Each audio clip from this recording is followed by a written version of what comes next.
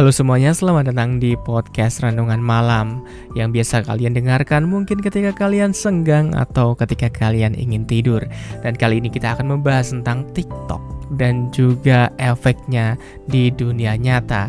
Dan tidak bisa kita pungkiri memang bahwa TikTok sudah menjadi bagian dari keseharian banyak umat manusia modern saat ini. Booming TikTok tak hanya terjadi di kalangan dewasa, tapi juga telah menyasar ke kalangan anak-anak dan juga remaja.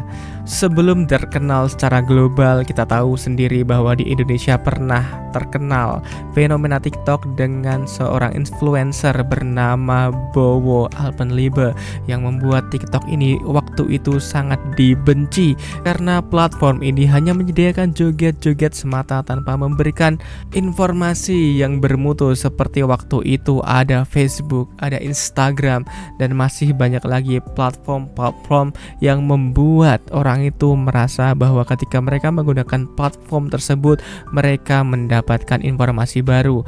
Namun image tersebut kemudian berubah. TikTok yang sebelumnya menjadi aplikasi yang konten joget-joget semata kemudian berubah wajah menjadi konten yang tidak hanya joget-joget tapi juga memberikan uang, bisa memberikan pendapatan, bisa memberikan informasi juga, dan semua hal sekarang sudah berada di dalam bubble TikTok. Hebatnya lagi, TikTok juga memicu persaingan yang sangat ketat dengan platform media sosial lainnya seperti Instagram, YouTube yang berlomba-lomba untuk menghadirkan fitur-fitur yang serupa dan mirip dengan TikTok untuk menarik penggunanya agar berpindah dari TikTok ke platform mereka. Kita tahu sendiri bahwa TikTok tidak hanya mengubah cara kita berinteraksi dengan konten, tetapi juga mengubah cara pasar bekerja. Bagaimanapun juga banyak bisnis yang juga menggunakan TikTok untuk promosi produk mereka, memanfaatkan tren dan viral marketing. Influencer TikTok telah menjadi wajah baru bagi pemasaran digital, di mana merek-merek besar berlomba-lomba untuk berkolaborasi dengan mereka. Namun di balik popularitas TikTok tersebut, TikTok juga menjadi candu yang banyak penggunanya tak bisa lepas darinya. Dan kita tahu sendiri bahwa algoritma TikTok dirancang untuk membuat pengguna terus-menerus menonton video tanpa henti. Setiap kali kita scroll, ada konten-konten baru yang menarik perhatian kita, sehingga sangat sulit sekali untuk berhenti dari kegiatan scroll TikTok ini. Dan itu bisa menyebabkan kecanduan yang serius dan berdampak negatif pada keseharian kita. Salah satu dampak dari kecanduan TikTok adalah menurunnya kemampuan untuk bersosialisasi secara langsung. Banyak pengguna lebih memilih menghabiskan waktu di depan layar daripada berinteraksi dengan teman dan juga keluarga di dunia nyata. Ini bisa mengurangi keterampilan sosial dan membuat kita merasa terisolasi. Penelitian terbaru yang dilakukan oleh Amnesty International mengungkapkan hasil studi global terkait bahaya konten TikTok, khususnya bagi anak-anak dan juga remaja. Sistem rekomendasi konten TikTok atau yang sering disebut sebagai FYP dan praktik pengumpulan data yang invasif menimbulkan bahaya, yang salah satunya dengan mempromosikan konten depresi dan juga bundir yang beresiko memperburuk kesehatan mental anak muda. Sebuah penelitian teknikal yang merupakan kerjasama dengan Algorithmic Transparency Institute dan AI Forensik menyimpulkan bahwa ada bahaya yang mengintai anak-anak di feed FYP, di mana kita tahu sendiri anak-anak sering sekali menirukan tren-tren yang ada di TikTok yang dilakukan oleh orang-orang dewasa tanpa mereka tahu bahaya yang ada di baliknya. Laporan tersebut juga menulis bahwa ketika peneliti yang menggunakan akun otomatis menghabiskan waktu scroll TikTok 5-6 jam, ada 1 atau 2 video yang berhubungan dengan kesehatan mental dan berpotensi membahayakan anak-anak dan juga remaja. Temuan ini juga mengungkapkan bahwa praktik taktik dan desain TikTok dengan algoritma yang sangat luar biasa invasif itu benar-benar membuat ketagihan dan memang dirancang untuk membuat penggunanya tetap scroll selama mungkin. Hal ini juga menunjukkan bahwa dengan sistem rekomendasi konten algoritmik yang ada di TikTok mampu membuat orang-orang itu kecanduan dan tak bisa lepas dari apa yang menurut mereka menarik. Tidak hanya anak-anak, hal itu juga terjadi dengan orang dewasa. Orang dewasa juga kadang merasa stres setelah seharian bekerja dan mereka juga ingin merilekskan pikiran mereka dengan membuka konten yang ada di TikTok. Dan ketika mereka membuka konten yang ada di TikTok, apa yang terjadi? Mereka akhirnya kecanduan juga. Secara tidak sadar mereka sudah 1 jam atau 2 jam mereka scroll aplikasi TikTok tersebut sehingga kadang-kadang mereka melupakan bahwa mereka harus segera beristirahat untuk segera bekerja di esok hari. Tapi tidak hanya itu, banyak juga yang mengatakan bahwa sering sekali ketika kita scroll TikTok membuat kita menjadi susah untuk fokus.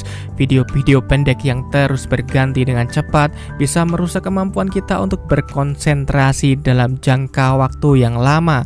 Keinginan kita untuk selalu instan mengganti setiap tema di layar kita dengan tema-tema yang kita sukai membuat fokus kita menjadi pendek, dan itu akan membuat anak-anak menjadi susah untuk belajar, susah untuk fokus dalam jangka waktu yang lama, yang tentunya akan menyebabkan penurunan tingkat akademik dari siswa-siswa yang ada di sekitar kita. Mungkin kita belum menyadarinya, tapi jika kita berpikir lebih lanjut, mungkin apa yang dikatakan orang terkait dengan fokus anak yang susah sekali untuk belajar dalam jangka waktu yang lama membuat apa yang dikatakan orang tentang TikTok itu menjadi benar.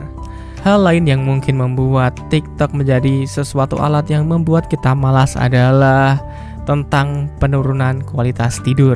Banyak orang yang menghabiskan waktu scroll TikTok sebelum tidur yang bisa mengganggu pola tidur dan menyebabkan kelelahan, sehingga ketika mereka bangun tubuh merasa tidak bugar, bekerja merasa lemas, dan tentu saja hal tersebut akan berdampak pada kegiatan kerja di kantor. Tentu saja dengan tubuh yang lemas, pikiran yang juga lemas akan membuat produktivitas menjadi terbatas. Dan bagaimanapun juga konten-konten yang ada di TikTok ini sudah sangat mengkhawatirkan. Bagaimana kita menghabiskan waktu 3-4 jam setiap hari hanya untuk menonton video-video yang ada di TikTok, menjadikan kita menjadi pemalas, menjadikan orang-orang di sekitar kita menjadi malas untuk berinteraksi, dan anak-anak kita juga akan malas untuk belajar. Sebagai orang tua ada baiknya untuk membatasi waktu untuk scroll TikTok atau media sosial lainnya. Kita tahu bahwa penelitian-penelitian yang ada di atas hanyalah penelitian tahap awal yang belum kita tahu hasilnya selama 5 tahun atau 10 tahun mendatang. Bagaimana jika fokus mereka menjadi singkat? Bagaimana jika orang-orang tak bisa berkonsentrasi dalam jangka waktu yang lama? Apa yang akan terjadi jika anak-anak kita terpapar dengan gaya-gaya hedonis yang ada dalam platform media sosial, sehingga ketika mereka diberikan tekanan dalam dunia kerja, mereka lebih memilih work-life balance, atau mereka tidak mampu menghadapi tekanan-tekanan yang ada di dalam kehidupan ini. Ketika mereka diberikan tekanan sedikit, mereka memilih untuk tidak merasa tertekan dengan cara mengabaikan pekerjaan-pekerjaan mereka dan juga mengabaikan sekitar mereka untuk terus bisa berselancar di dalam dunia maya, tempat mereka mendapatkan kepuasan dalam kegiatan sehari-hari mereka. Dan jika tidak segera melakukan perubahan pada kehidupan kita, maka kitalah yang akan digilas oleh hal-hal tersebut, digilas oleh zaman, dan digilas oleh kemajuan-kemajuan yang seharusnya bisa kita manfaatkan menjadi kesempatan agar kita bisa memperbaiki diri ke depannya. solusi untuk kecanduan TikTok atau media sosial lainnya. Admin hanya bisa memberikan untuk menentukan berapa lama kita boleh menggunakan TikTok setiap hari, menggunakan timer untuk membantu mengingatkan kapan kita harus berhenti scroll TikTok. Lalu prioritaskanlah aktivitas yang lain, alihkan fokus ke aktivitas yang lain yang lebih produktif seperti membaca, berolahraga, atau berkumpul dengan teman dan keluarga. Atau jika kalian masih tidak bisa untuk pindah dari media sosial ke dunia nyata, cobalah untuk menjadikan akun-akun inspiratif kalian menjadi feed yang selalu terpampang di feed kalian, di FYP kalian, sehingga kalian akan terus termotivasi untuk bergerak maju, termotivasi untuk mendapatkan produktivitas yang lebih baik. Dan jika kalian sudah tidak bisa lagi terlepas dari handphone, tidak bisa lagi terlepas dari yang namanya TikTok, cobalah untuk menjadi konten kreator, bukan hanya menjadi konsumen yang terus menggunakan TikTok tanpa produktivitas. Gunakan TikTok untuk mencoba konten-konten yang bermanfaat dan juga kreatif.